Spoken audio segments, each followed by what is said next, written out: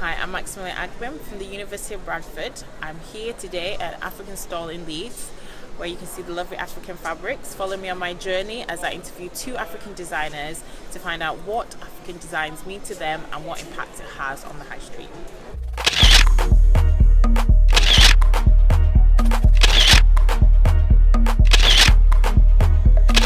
My journey in the quest of African fashion has brought me here to Rochdale.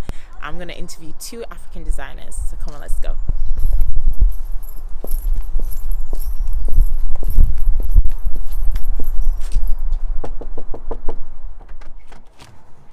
Hello, Martha and Lorraine. Hello. Nice to meet you. Hello. Nice meeting you. Come in. Welcome. Come in. Touch of Africa. Look at all this. Touch of Africa. Touch of Africa. Perfect. I know. This is our work. Oh, this is our work. Yes. So we've got lots to show you anyway today.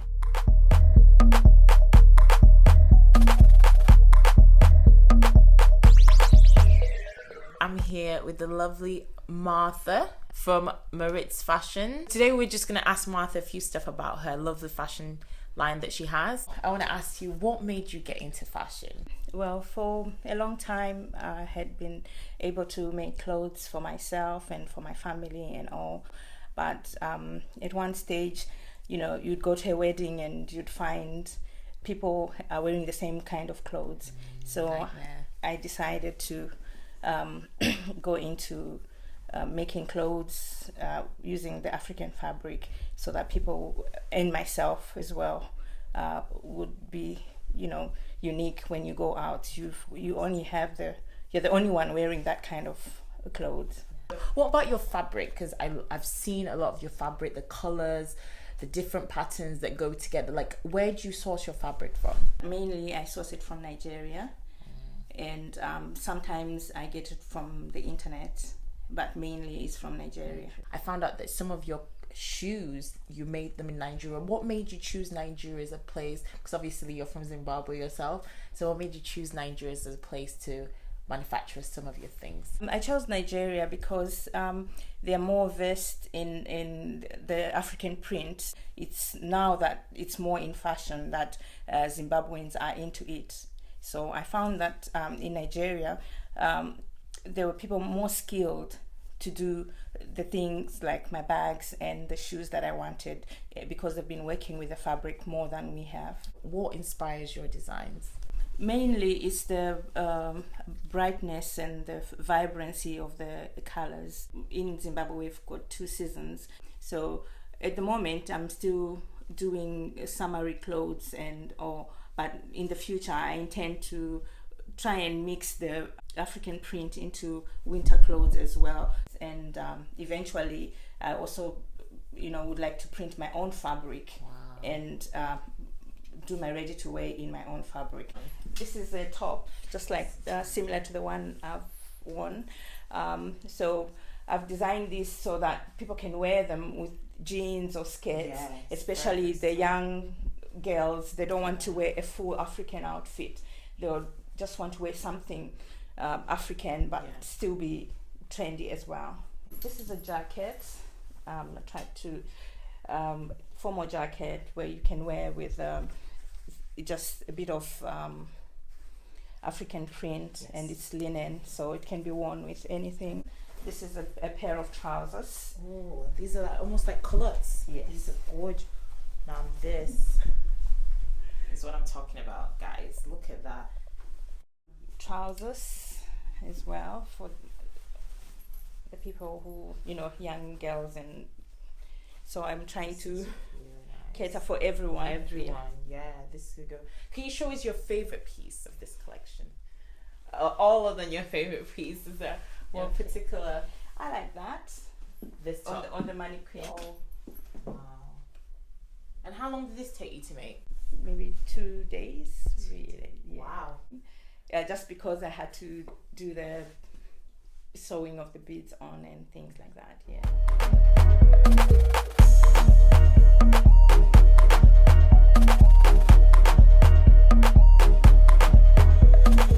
We used to just have piece of fabric, then we just tie it around the waist, you know. Another one of the designers I'm interviewing today is Lauren from Loppy Designs. I can say this started when I was a kid, when I used to see my mom doing the sewing, and I used to sit next to her when she was using one of them old machines. So I used to play with the pieces of fabric that has been left and try and make clothes for dolls. But then at the age of 10, that's when I started making my first outfit. What inspires your designs? What's your inspiration behind your designs? The fact that I'm African. Yes. I come from Zimbabwe originally. I just make anything that I think it will be tradition, but at the same time fit in with the modern life. What about your fabrics? Where do you source them from? Some of the fabric, I get it from Tanzania. There's a lady who sells me fabric who owns all things African from Tanzania, so she sells me most of the fabric. And some of the fabric I get it from Zimbabwe as well, and South Africa. What are your favorite African designers out there? One of them is just next to me. Oh, Martha. She's my favorite. Yeah. Excellent. I've got quite a few that I work with. They're my favorite, really. I do like most people who do African prints, and even if it's not African print, but I like supporting other designers as well. There's one in South Africa called Tembani Mbocha. I really like his designs, although they are not more African, they're more suits, like, he caters for everyone. And I really like his designs, yeah.